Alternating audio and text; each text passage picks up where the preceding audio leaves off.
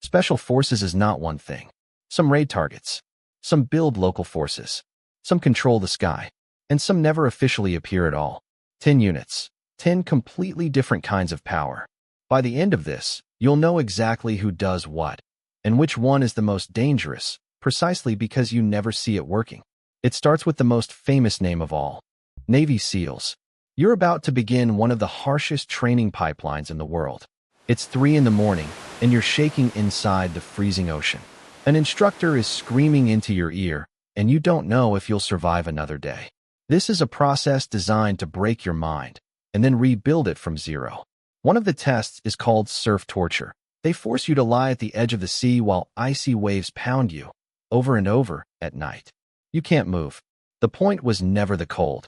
It's to see how long it takes before you quit in your own head. It begins with Buds, a program that runs more than 6 months. In the middle of it sits Hell Week. 5 days with almost no sleep, running through sand carrying logs, push-ups in freezing mud, night dives. Most people quit. Only a small fraction finish. But here's what people get wrong about the SEALs. Being the most famous doesn't make them the best at everything. It makes them specialists. They operate in small teams of 8 to 10 men, infiltrating from submerged submarines, dropping from helicopters, or coming straight out of the sea. Their specialty is the surgical strike. Get in, eliminate the target, get out. Silent, fast, no trace. Created in 1962 by order of President Kennedy, they carried out the raid that killed Osama bin Laden in Operation Neptune Spear in 2011 and the rescue of Captain Phillips from Somali pirates. Around 2,500 are active, across 8 teams deployed worldwide, living in a constant state of high-risk operations where the smallest mistake can cost you your life. SEALs reach a target from the sea. Rangers solve a different problem. What happens when America needs an entire airfield taken before sunrise? The Rangers. You're in a plane, about to jump straight into the center of an armed conflict. Not magic equipment, just training, timing, and the order to arrive first and leave last. But the jump is the easy part. The Rangers of the 75th Regiment are one of the Army's most capable light infantry special operations units, built for speed and scale. Unlike the SEALs, they don't try to go unnoticed. When they say light, they mean the speed at which they can appear at your door, open fire, and vanish before sunrise. They try to overrun everything. They trace their lineage back to the 1750s, but the modern regiment was formalized in the 1970s. Today there are around 3 battalions and roughly 3,000 operators. Every candidate has to pass Ranger School, about 61 days in the swamps of Georgia where you barely sleep, barely eat, and learn to keep leading while your body shuts down. They're built for large-scale direct action, the first ones in when you need to seize an airport, capture an enemy position, or launch a mass night offensive. They led the invasion of Grenada in 1983, jumped into Panama in 1989, and were the main force in Mogadishu in 1993, the operation that inspired Black Hawk Down. They're among the most frequently deployed special operations units since 9/11. Raiding is only one kind of special operation. Rangers hit fast, but Green Berets may spend months making sure someone else can fight without them. Green Berets. If you're a Green Beret, your mission is not to come in with explosions. If everything goes right, the wider public may never know they were there. This is one of the most cerebral and strategic units in the U.S. Army. And here's the twist. They may win a war by building someone else's army instead of leading the attack. Created in 1952 to train and lead local forces in unconventional warfare. In plain terms, teaching others how to resist. Each of them is trained across 4 broad areas: weapons, communications, medicine, and demolition, working in 12-man teams known as an ODA. To get selected, you need a cool head, an understanding of foreign cultures, the ability to learn languages from scratch, and to negotiate with local leaders, decisions that can shape a conflict far beyond the battlefield. They've operated in Vietnam, Afghanistan, Iraq, Syria, and places the public may never hear about. Today there are around 7,000 active, split into several regional groups, and you won't see many movies about them. And that is probably fine by them. Their motto is De Oppresso Liber, to free the oppressed. And when the operation ends, they shave the beard, put away the low-profile documents, and disappear. Green Berets build forces. Raiders are built for small, hard missions where the Marines need something quieter and sharper. Marine Raiders, less famous than the SEALs, and deliberately so, which, for a unit like this, is usually a good sign. To get in, there's a filter beyond the physical. Weeks of tests in hostile environments where nobody claps for you for holding on. They're built to be versatile, gritty, and amphibious. Around 2,400 are active in 14-man teams, deployed on direct action, special reconnaissance, and foreign internal defense in regions like the Philippines, Africa, and the Middle East, often where the mission is messy, remote, or politically sensitive. Their origins go back to World War II, when the first Marine Raiders ran amphibious guerrilla operations across the Pacific. The name was brought back decades later, with modern equipment, real-time intelligence, night vision, and tactical drones.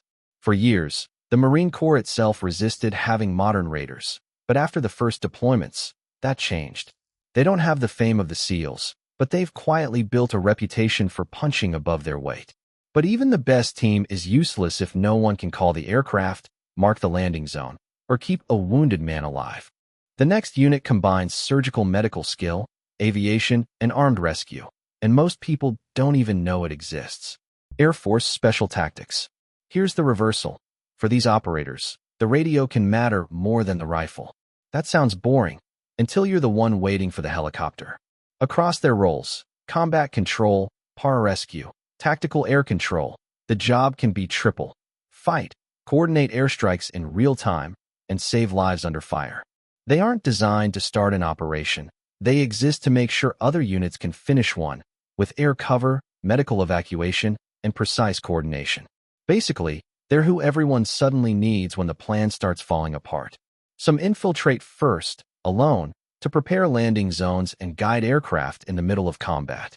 Others direct air strikes from the front line, marking targets for jets flying tens of thousands of feet above. Their presence can turn a firefight into a high-precision operation. And when a man goes down, pararescuemen jump from helicopters into combat zones to pull him out while the bullets are still flying. Their training can run up to 2 years, advanced medicine, high-altitude jumps, and combat diving. In many missions, a single operator has effectively run the air traffic of an improvised desert base, making sure there's always a way out. The most important person in a fight may not fire a weapon at all. Special tactics can guide the aircraft, but Night Stalkers are the ones who fly it into places aircraft should never go. The Night Stalkers. Everyone in special operations knows one thing. If you hear a helicopter in the dead of night, too low and too fast, it's probably them, which is exactly how you want it, unless you're the enemy watching it arrive. And here's why they matter. Nearly every other elite unit depends on them to get in and get out alive. These are some of the most highly trained special operations aviators in the U.S. military. The unit was formed around 1981, after Operation Eagle Claw, a failed rescue that exposed how badly special operations needed dedicated aviation support. From that, the Army built aviators who could fly at night, in any weather, at low altitude, in real combat. Their training includes night vision flying, evasion just above the ground, and navigation with no signal, landings where the margin of error is measured in centimeters. They're the ones who flew to bin Laden's compound, who inserted Delta into Mogadishu in 1993, and who have pulled entire teams out under enemy fire, flying between unlit buildings with no room to fail. Night Stalkers get the team there. Delta is the kind of team that might be waiting inside that helicopter. Delta Force. In the public story, there is no patch, no clear uniform, and no simple official roster. Not exactly something you put on a resume. If the mission goes wrong, the details may stay classified. If it succeeds, the people involved may still never talk about it. For Delta, secrecy isn't a side effect, it's part of the weapon. It's one of the most secretive counter-terrorism units in the U.S. military, an existence the government has long declined to officially confirm. Formed in 1977 by Colonel Charlie Beckwith, who had studied the British SAS and proposed an equivalent force in the United States. Its structure was set apart from the conventional system, with its own recruitment and access to the highest levels. Inside, you don't really have a name, you're known by your function. Selection is wrapped in secrecy. There are no open calls. They recruit experienced operators from across the military. It means navigating mountains for hours with no rest, psychological tests that push you to the edge, and simulated missions that measure how you think while everything falls apart. Most don't finish. Once inside, you work in small teams, deployed anywhere, with missions handled through highly restricted channels. They were in Mogadishu in 1993, in the Balkans hunting war criminals, and heavily involved in Afghanistan and Iraq for 2 decades. Their base is at Fort Liberty, North Carolina, inside a facility whose details are tightly restricted. Delta hits the target. ISA may be the reason they knew where the target was. The ISA, often called the Activity. It's a reported intelligence unit built for clandestine support, documents, cover identities, and low-profile operations. Here's the unsettling part. The mission may start long before the shooters ever arrive. It was created in 1981, after a failed mission in Iran made clear that special operations needed faster, more direct intelligence support. Open-source accounts describe civilian cover identities, business, aid, or media-adjacent roles, with operators who speak several languages, change identity by region, and spend months embedded, intercepting communications and locating high-value targets. The teams are reportedly small, just a few people, going ahead of any deployment to prepare the ground in secret, and when it ends, they come back separately, or not at all. Some open-source accounts describe extreme cover stories and covert recording methods, though many details remain unconfirmed. Most of their missions will never be acknowledged, and the unit is reportedly based at Fort Belvoir, Virginia, hidden among ordinary buildings. By now, the soldiers have stopped looking like soldiers. ISA finds the hidden world. Civil affairs and psychological operations change the world people believe they're living in. These 2 units form one of the most ignored fronts of American military power because they can shape a conflict without ever firing a shot, which is the kind of sentence that sounds peaceful until you think about it. War here is fought through perception, trust, and systems. Civil affairs specialists move into conflict zones to work directly with the civilian population, rebuilding infrastructure, negotiating with local leaders, restoring governments, and defusing conflicts before they escalate. The psychological operations side runs the information effort, radio broadcasts, leaflets, messaging, all to shape the information environment. They focus on morale and the reasons people fight. Their goal is not always to win a firefight. Sometimes it's to make the enemy question why they're still fighting. Both often work in ordinary civilian settings, coordinating quietly through local institutions. And when their work is effective, the result is silent, an unexpected surrender, a movement losing momentum, or a rebellion that simply falls apart. And then there's a line where the uniform, the patch, and sometimes even the official war disappear. The CIA, one of the most consequential campaigns after September 11th, didn't start with a bombing. It started when a small group of men landed in a country where, officially, their nation wasn't yet at war, and if anything went wrong, they were never there. That isn't a plot twist. That's the job. That's the ground this unit is built for, the uncomfortable space where the military can't step in without triggering an international crisis.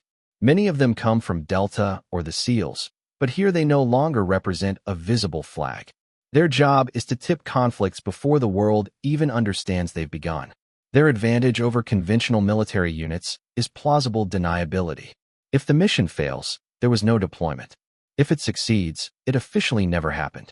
After September 11th, while the world was still processing the fall of the Twin Towers, they were already moving into Afghanistan, not with armored divisions, but with cash and satellite phones, working with local forces to break the regime from the inside.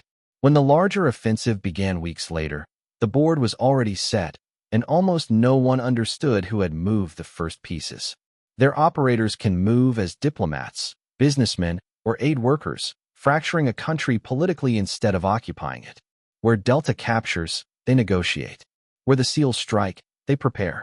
And where the Army intervenes, they've already spent months in the shadows. Their existence is acknowledged. Their operations almost never are. And while other special forces wait for the order to deploy, they're already inside.